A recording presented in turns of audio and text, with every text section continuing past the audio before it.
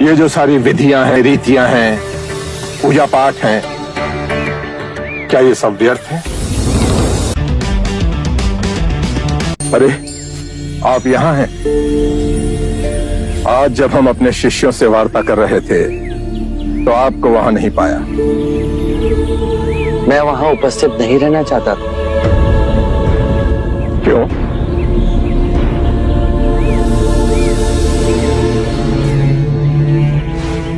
आप अपने शिष्यों को संबोधित कर रहे थे।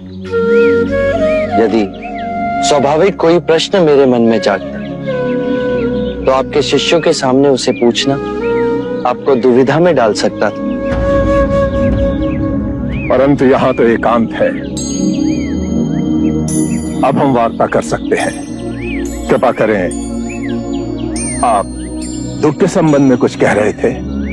क्या आप ये मानते हैं कि दुख सत्य है?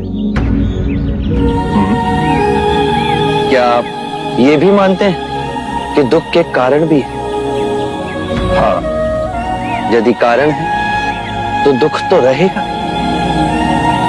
और यदि कारण ही समाप्त हो जाए तो दुख भी लुप्त हो जाएगा। जैसे सूर्य के प्रकाश से अंधेरा। आप सुनी सुनाई बातें नहीं कहते, अपने गहन अनुभव के आधार पर कहते हैं। आप धर्म और सिद्धांत की नहीं, देखी हुई बातें कहते हैं।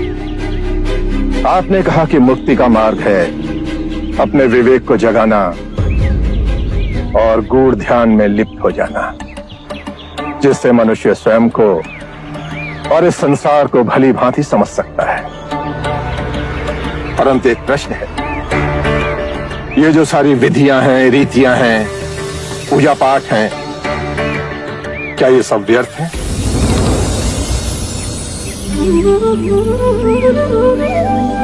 यदि कोई व्यक्ति इस नदी के दूसरे किनारे पर जाना चाहे तो वो क्या करे?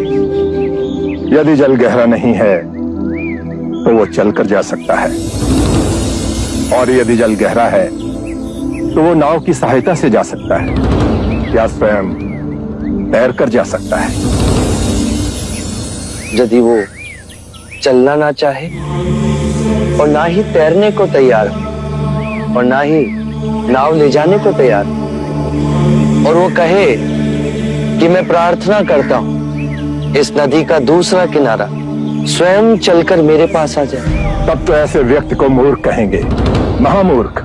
इसी प्रकार यदि व्यक्ति अज्ञान और भ्रांति को अपने विवेक से मिटाएगा नहीं तो परम आनंद और मुक्ति के दूसरे छोर पे कैसे पहुंच पाएगा? चाहे वो पूजा करे या अनुष्ठान या व्रत करे या किसी नीति पर चले, वो इस किनारे ही रहेगा।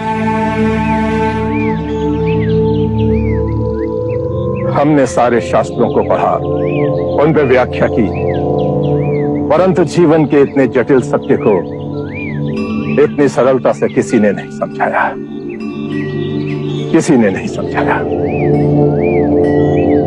आप इस भटकती मानवता को परम ज्ञान का मार्ग दिखाएंगे। आप करुणा के सागर हो। हे बुद्ध, आप हमें अपना अनुयायी स्वीकार करें। बुद्धं शरणं गच्छामि, धम्मं शरणं। सब्सक्राइब करें समता भारत टीवी को, बेल आइकन को प्रेस करें, साथ ही ऑल वाले बटन को क्लिक करें ताकि हमारी नई वीडियो की सूचना आपको सबसे पहले मिले।